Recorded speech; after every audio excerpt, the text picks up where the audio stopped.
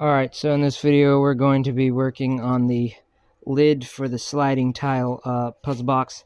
If you haven't seen me make the box to this lid, which is this right here, the last video on my channel will be how I made this, but today's video is for the lid.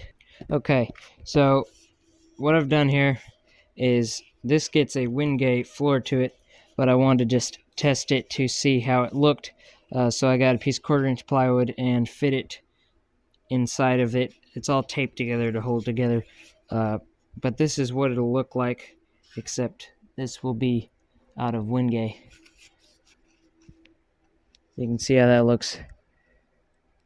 All of the joints line up perfectly, and I have 5/16 for the ends and then 1/4-inch for the sides. So I had to do a special technique to figure out what angle I needed to do to match the miter up, because they're different widths of wood, and I also show that in the last video.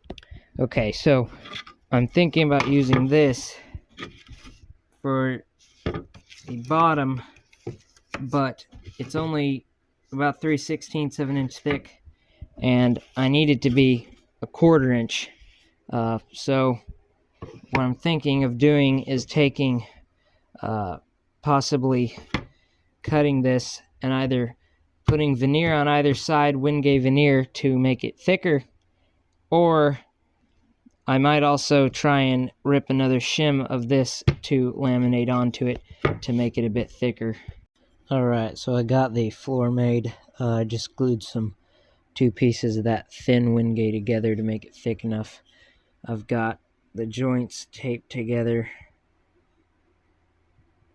really tight all the way around it, and I checked it for square. It's perfectly square, and it's pretty tight around the floor also.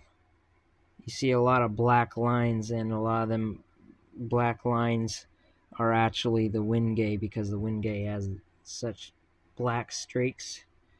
So some of them black streaks that you see, they look like cracks, are actually just the black streak of the wenge. But the floor is just a little bit thick, so that when I get it all together, I can just run this entire piece through the sander, the belt sander, drum sander I mean, and it will flatten it out perfectly flat to the back. And then I can do the same to the top of it if it needs any, and there are spots that it isn't lining up perfectly this way, but the interior dado is lining up perfectly, so that's just a little bit of a mess up on the table saw, ripping it or something, that made it wider up here than it is here, but it's all flush on the back. But it sits up, you can see, quite a bit, so I will have enough room to sand down the face a little bit and get it fitting perfectly once I get it all together. And then all of these are for the sliding tiles. So I've got one long piece, and then both of these short pieces that I think will be enough to make all of the tiles. I need close to 50 in all. I figured all up however many of each size I need. So, okay, I was big time wrong. I made these, all of the tiles are supposed to be a 1/2 inch wide, so I made this just slightly over a 1/2 inch, so I could sand it down to a 1/2 inch. But the problem is, I'm supposed to have 1/8 of an inch tongue on this, which means I'm supposed to make this 5/8 of an inch wide, but I only made it a 1/2 inch, so all these are the wrong size. So I ripped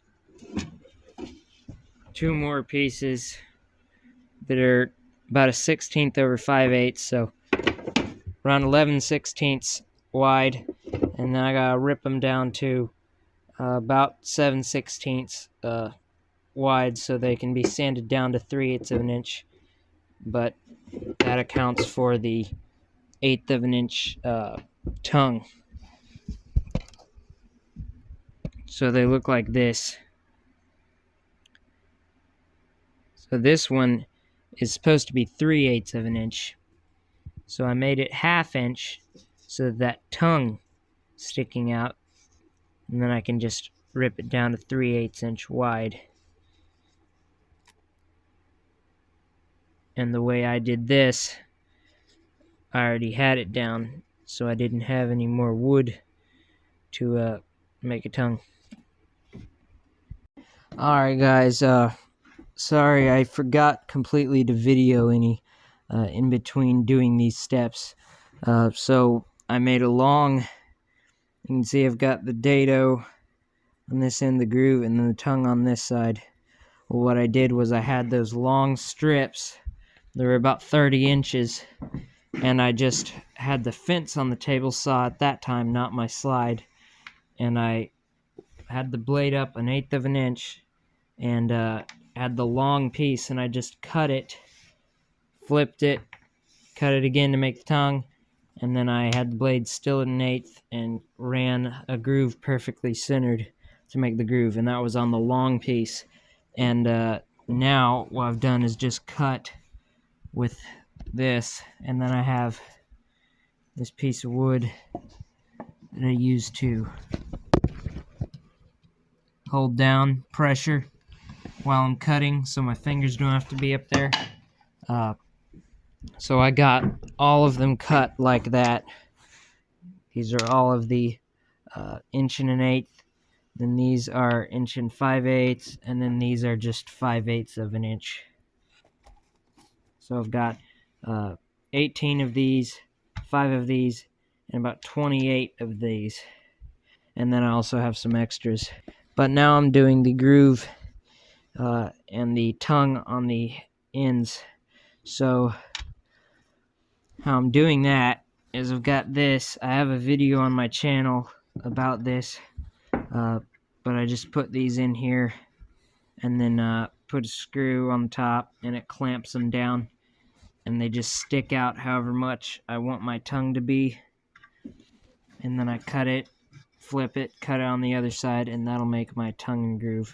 Like I said, I have a whole video on the channel up all about this if you want to learn more about how I made this.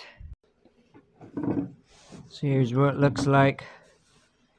Got them all rode up, as many as I could fit in there, and I put a couple screws and it clamps it down. A couple shims to fill in the end where it doesn't go all the way in, but it's really tight like this, and they don't move at all. They're very tight, so I can run it through the table saw. I'm doing the dado for the groove right now. I'm just going to cut right through the middle, but this way I'm going to be able to cut and just put it up against the fence with my blade in the correct position, run it through, and I'll have a groove in those tiny pieces. Okay, just ran it through the table saw, just like that. I got a groove, perfectly centered.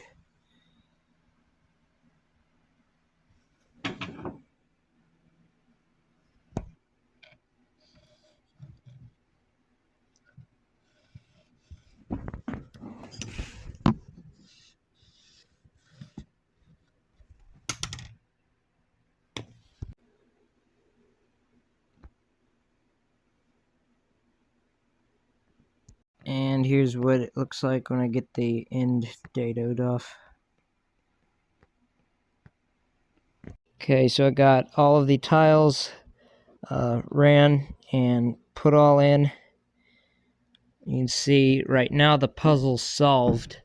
So this one will be forward when it's in the start position. It's a bit stiff right now because it's all raw wood, so I need to actually put some type of, whether that be wax or maybe lacquer or something on all the tiles, and I haven't sanded all the corners either, so all the corners catch, so they don't slide super easily, but there we go. So like some of them do, you can kind of get them to slide,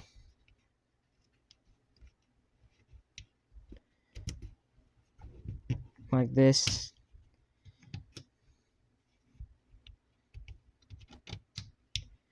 But a lot of them, the corners catch, so this isn't glued or anything, so I can just take it back apart and sand all the corners on every piece and then put it all back together.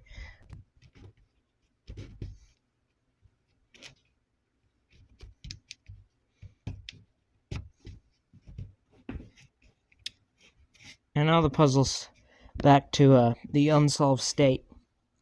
So there'll just be a square block in here that is not held on with any tongue or groove, so it doesn't sit and hold.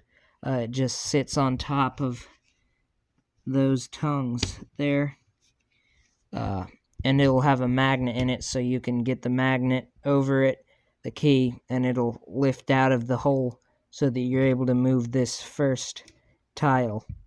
And then the goal is to get to this one with the tape and get it down, because there's going to be a latch coming out of this tile out the bottom that goes into the side of the drawer, and when that tile's pulled back, it'll pull that lock out of the drawer, allowing this to open, and this is going to be a lid, as I've already said.